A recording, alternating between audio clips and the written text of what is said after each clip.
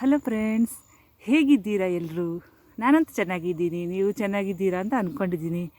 ಇವತ್ತು ನಾನು ನಿಮಗೆ ಬಟಾಣಿ ಹಾಗೂ ಬೇಳೆ ಹಾಕಿ ಉಪ್ಸಾರು ಯಾವ ಥರ ಮಾಡೋದು ಅಂತ ನಾನು ಹೇಳಿಕೊಡ್ತಾ ಇದ್ದೀನಿ.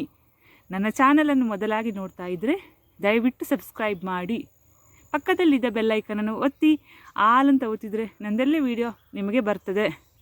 ಮತ್ತು ವೀಡಿಯೋನ ಪೂರ್ತಿ ನೋಡಿ, ನೆಕ್ಸ್ಟ್ ಕಮೆಂಟ್ ಮಾಡಿ.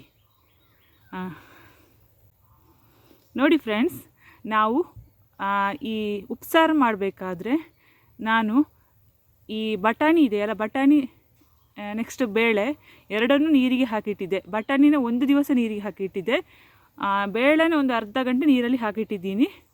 ನೆಕ್ಸ್ಟ್ ಅದು ಯಾವ ಥರ ಮಾಡೋದಂತ ನಿಮಗೆ ನಾನು ಹೇಳಿಕೊಡ್ತಾ ಇದ್ದೀನಿ.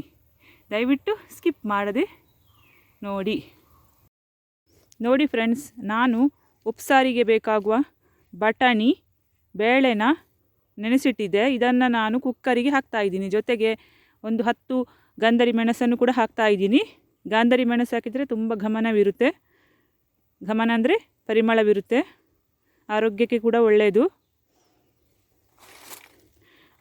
ಅದನ್ನೆಲ್ಲ ಸೇರಿಸಿ ನಾನು ಕುಕ್ಕರಲ್ಲಿ ಹಾಕಿ 3 ವಿಸಿಲ್ ಕೂಗಿಸ್ತೀನಿ.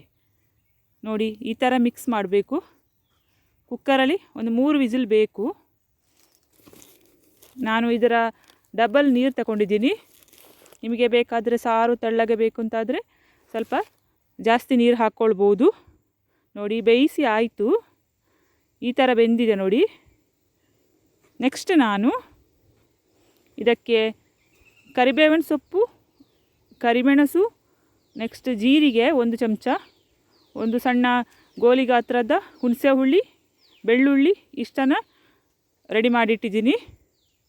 ನೆಕ್ಸ್ಟ್ ನಾನು ಈ ಬೇಯಿಸಿಟ್ಟಿದ್ದ ಈ ಬೇಳೆ, ನೆಕ್ಸ್ಟು ಇದಿದೆಯಲ್ಲ ಬಟಾಣಿ, ಅದನ್ನೆಲ್ಲ ಒಟ್ಟಿಗೆ ಸೇರಿಸಿ ಮಿಕ್ಸಿ ಜಾರಿಗೆ ಹಾಕ್ತಾಯಿದ್ದೀನಿ.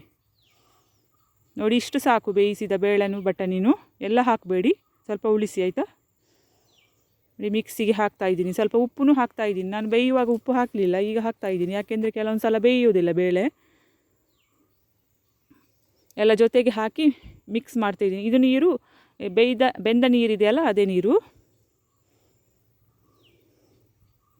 ನೋಡಿ, ಮಿಕ್ಸಿಯಲ್ಲಿ ರುಬ್ಬಿ ಆಯಿತು, ಈ ಥರ ಪೇಸ್ಟ್ ಬಂದಿದೆ ನೋಡಿ.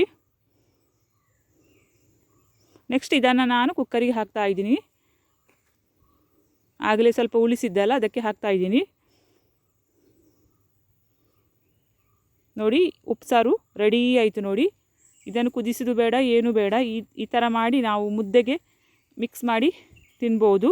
ಬಹಳ ಒಳ್ಳೆಯದು. ಎಣ್ಣೆ ಏನು ಯೂಸ್ ಮಾಡಲಿಲ್ಲ, ಆರೋಗ್ಯಕ್ಕೆ ತುಂಬ ಒಳ್ಳೆಯದು. ಬಹಳ ಪೌಷ್ಟಿಕ ಭರಿತವಾದ ಆಹಾರವಾಗಿದೆ ಇದು. ನಿಮಗೆಲ್ಲರಿಗೂ ಇಷ್ಟ ಆಯಿತು ಅಂತ ತಿಳ್ಕೊಂಡಿದ್ದೀನಿ. ನೀವು ಕೂಡ ಈ ಥರ ಮಾಡಿ ಫ್ರೆಂಡ್ಸ್, ಮಾಡಿ ಎಲ್ರಿಗೂ ಶೇರ್ ಮಾಡಿ. ಹೇಗಿತ್ತು ಉಪ್ಸಾರು ಅಂತೇಳಿ ಒಂದು ಕಮೆಂಟ್ ಹಾಕಿ. ತುಂಬ ಸುಲಭವಾಗಿ ನಾನು ಹೇಳಿಕೊಟ್ಟಿದ್ದೀನಿ, ಯಾರಿಗೂ ಕೂಡ ಮಾಡ್ಬೋದು. ಬಹಳ ಒಂದು 5 ನಿಮಿಷದಲ್ಲಿ ಕೂಡ ಮಾಡ್ಬೋದು ಇದನ್ನು. ತುಂಬ ಸುಲಭವಿದೆ. ನಿಮಗೆ ಯಾವ ಥರ ತೆಳ್ಳಗೆ ಬೇಕು ಆ ಥರ ನೀರು ಹಾಕ್ಕೊಂಡು ಉಪ್ಸಾರನ್ನು ಇದು ನೋಡ್ಬೋದು. ನೆಕ್ಸ್ಟ್ ಉಪ್ಪು ಎಷ್ಟು ಬೇಕು ಅದನ್ನು ನೋಡಿಕೊಂಡು ಉಪ್ಪು ಹಾಕ್ಕೊಳ್ಬೋದು. ಇದಕ್ಕೆ ಮುದ್ದೆಗೆ ಇದು ಉಪ್ಸಾರು ಬೆಸ್ಟ್ ಫ್ರೆಂಡ್ ಅಂತ ಹೇಳ್ಬೋದು. ಬೆಸ್ಟ್ ರೆಸಿಪಿ, ಸೈಡಿಗೆ ತುಂಬ ಚೆನ್ನಾಗಿರುತ್ತೆ.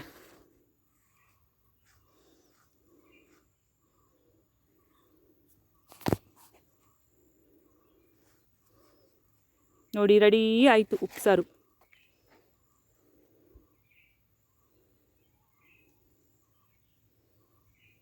ನೋಡಿ,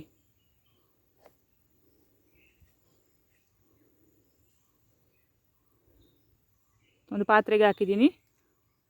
ಓಕೆ ಫ್ರೆಂಡ್ಸ್, ಈಗ ಗೊತ್ತಾಯ್ತಲ್ಲ ಫ್ರೆಂಡ್ಸ್, ಉಪ್ಸಾರು ಯಾವ ಥರ ಮಾಡೋದು ಅಂತೇಳಿ. ನೀವು ಕೂಡ ಮಾಡಿ ನಿಮ್ಮ ಆರೋಗ್ಯನ ಹೆಚ್ಚಿಸಿ, ಇನ್ನೊಬ್ಬರ ಆರೋಗ್ಯವನ್ನು ಹೆಚ್ಚಿಸಲು ಕೂಡ ಇದನ್ನು ನೀವು ಶೇರ್ ಮಾಡಿ ಎಲ್ರಿಗೂ. ನೆಕ್ಸ್ಟ್ ಒಂದು ನನಗೆ ಕಮೆಂಟ್ ಮಾಡಿ, ಲೈಕ್ ಮಾಡಿ. ಓಕೆ, ಬಾಯ್.